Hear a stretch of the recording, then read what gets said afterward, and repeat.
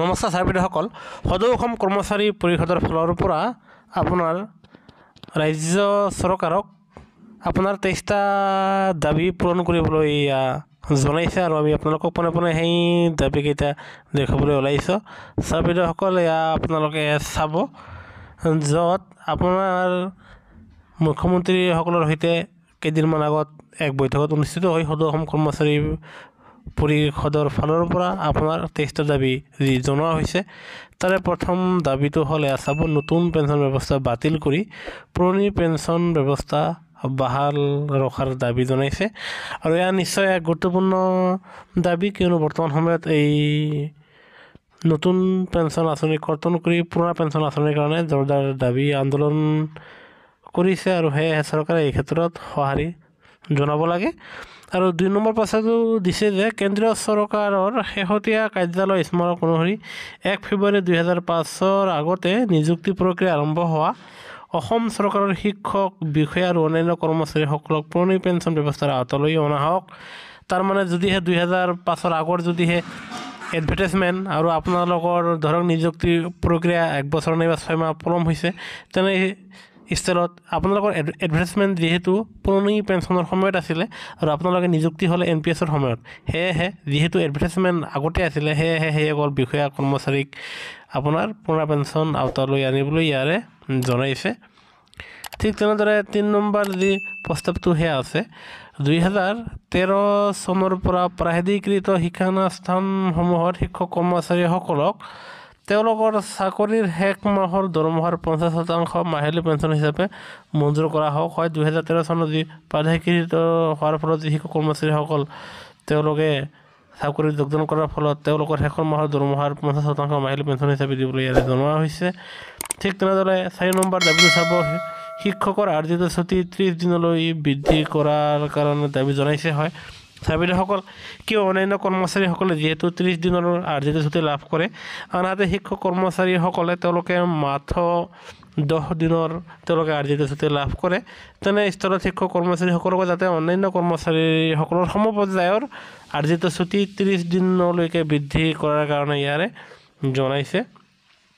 ঠিক তেনেদৰে 5 নম্বৰ দাবীটো হ'ল, বছৰ বছৰ ধৰি একেটা পদতে কাৰ্যনিৰ্বাহ কৰি থকা বিভিন্ন বিভাগৰ কনিষ্ঠ অভিযন্তাসকলক এক্স কেডাৰ পদ সৃষ্টিৰে পদোন্নতি দিয়া হওক।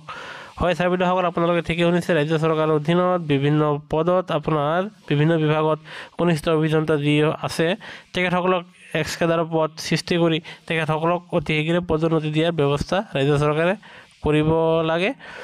ঠিক তেনেদৰে আপোনালোকে 6 নম্বৰটো চাব, য'ত 6 নম্বৰ দাবী জনাইছে যে ফিক্স পে, কেজুৱেল ৱৰ্কাৰ্ছ, চাফাই কৰ্মী, মাষ্টাৰ ৰোল, ঠিকাভিত্তিক শিক্ষক কৰ্মচাৰী, অতিৰিক্ত শিক্ষক, টিউটৰ কৰ্মচাৰীসকল, ICT শিক্ষকসকল, অসম জৰীপ বিভাগৰ পথাৰ শাখাত কৰ্মৰত খালাচীসকলক মুখ্যমন্ত্ৰী লোকাই হওক আৰোগ্য যোজনাত অন্তৰ্ভুক্ত কৰা হওক। আৰু এই যি আপোনাৰ ফিক্স পে, কেজুৱেল ৱৰ্কাৰ্ছ, চাফাই কৰ্মী, মাষ্টাৰ ৰোল, ঠিকাভিত্তিক শিক্ষক কৰ্মচাৰী, টিউটৰসকল, ICT শিক্ষকসকল, তেখেতসকলকো আপোনাৰ মুখ্যমন্ত্ৰী লোকাই হওক আৰোগ্য যোজনাৰ সুবিধা দিব লাগে। ঠিক তেনেদৰে 7 নম্বৰ প্ৰস্তাৱটো হ'ল, সংশ্লিষ্ট বিধি সংশোধন কৰি সকলো কৰ্মচাৰীকে গ্ৰেচুইটি দিয়াৰ ব্যৱস্থা কৰা হওক। ৰাজ্য চৰকাৰৰ অধীনৰ যিমান কৰ্মচাৰী আছে সকলো কৰ্মচাৰী যাতে গ্ৰেচুইটি লাভ কৰে আৰু সকলোৱে যাতে গ্ৰেচুইটি পায়, তাৰ দাবী কৰ্মচাৰী পৰিষদৰ ফালৰ পৰা ৰাজ্য চৰকাৰক ইতিমধ্যে জনোৱা হৈছে। আৰু ঠিক তেনেদৰে 8 নম্বৰ প্ৰস্তাৱটো হ'ল যে সময়মতে সকলো বিভাগৰ খালী পদোন্নতিৰে পূৰণ কৰা হওক। ইতিমধ্যে যিবিলাক বিভাগ খালী হৈ আছে সেই বিভাগসমূহ যাতে ৰাজ্য চৰকাৰে অতি শীঘ্ৰে পদসমূহ পূৰণ কৰে, যাৰ ফলত নিবনুৱা সমস্যাও সমাধান হ'ব আৰু বহুতে নিযুক্তি লাভ কৰিব। ঠিক তেনেদৰে 9 নম্বৰ প্ৰস্তাৱটো দিছে, 9 নম্বৰ দাবীটো হ'ল, সকলো বিভাগৰ চাকৰিৰ সেৱাবিধি প্ৰস্তুত কৰা হওক। সকলো বিভাগৰ চাকৰি সেৱাবিধি প্ৰস্তুত কৰিবলৈ জনাইছে।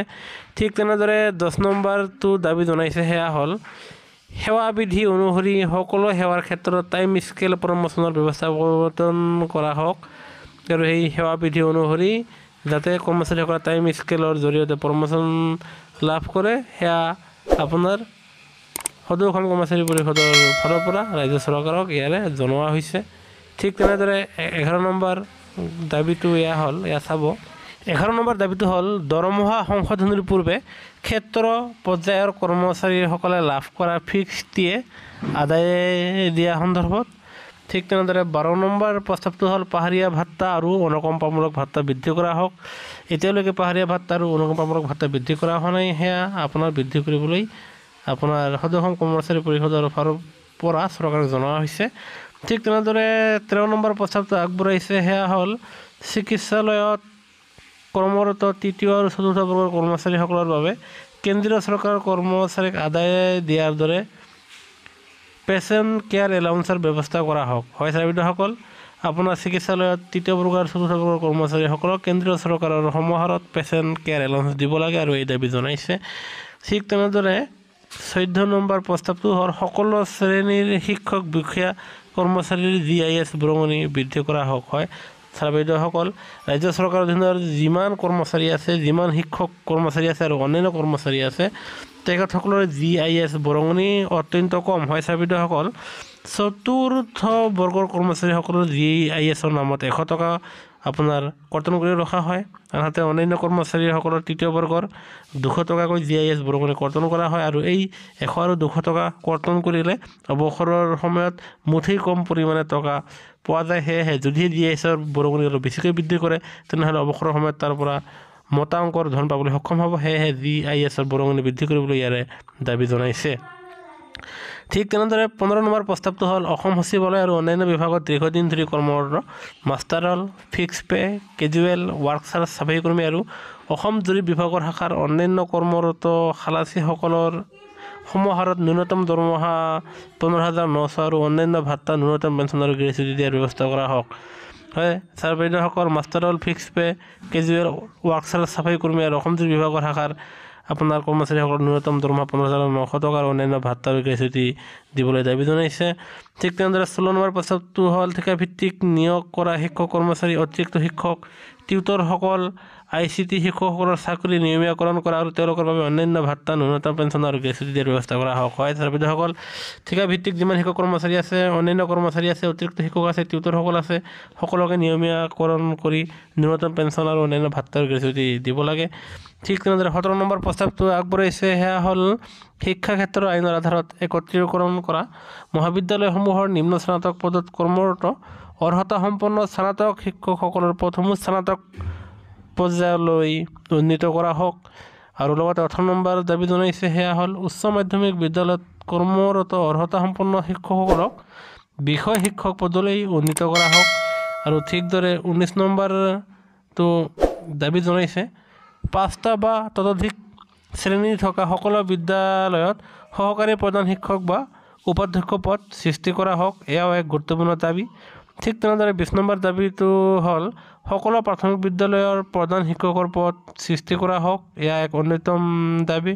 ঠিক তেনেদৰে 11 নম্বৰ দাবীটো হ'ল জিলা পৰ্যায়ৰ কাৰ্যালয়সমূহত মুখ্য সহায়ক পদ সৃষ্টিৰে পদোন্নতিৰ ব্যৱস্থা কৰা হওক।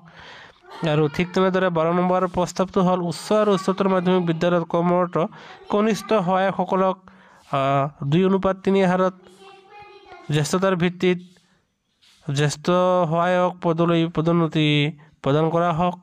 ঠিক তেনেদৰে 23 নম্বৰ প্ৰস্তাৱটো হ'ল সচিবালয় সেৱাৰ সহকাৰী শাখা বিষয়া, মুৰব্বী বিভাগৰ জ্যেষ্ঠ সহায়ক, জিলা পৰ্যায়ৰ কনিষ্ঠ সহায়কে জ্যেষ্ঠ সহায়ক আৰু আছু লিপিকাসকলৰ গ্ৰেড পে ব্যক্তিগত পদত কৰ্মৰত তৃতীয় আৰু চতুৰ্থ বৰ্গৰ কৰ্মচাৰীসকলক সময়মতে পদোন্নতি প্ৰদান কৰা হওক। লগতে উচ্চ আৰু উচ্চতৰ মাধ্যমিক বিদ্যালয়ত কৰ্মৰত সহায়কসকলক বিশেষ ভাত্তা আৰু শিক্ষাগত অৰ্হতা অনুসৰি গ্ৰেড পে দিয়াৰ ব্যৱস্থা কৰা হওক। আৰু মুঠ এই 23টা দাবী সদৌ অসম কৰ্মচাৰী পৰিষদৰ ফালৰ পৰা ৰাজ্য চৰকাৰক জনোৱা হৈছে। এতিয়া উল্লেখনীয় হ'ব যে ৰাজ্য চৰকাৰে এই দাবীসমূহৰ কিমানটা বাস্তৱত পৰিণত কৰে আৰু পৰৱৰ্তী সময়ত কৰ্মচাৰী আৰু পেঞ্চনৰ প্ৰতিটো শেহতীয়া খবৰ পাবলৈ আমাৰ চেনেলটো নিশ্চয় লাইক দি ছাবস্ক্ৰাইব কৰিবলৈ নাপাহৰিব। ভিডিঅ'টো চোৱাৰ বাবে ধন্যবাদ। জয় অসম।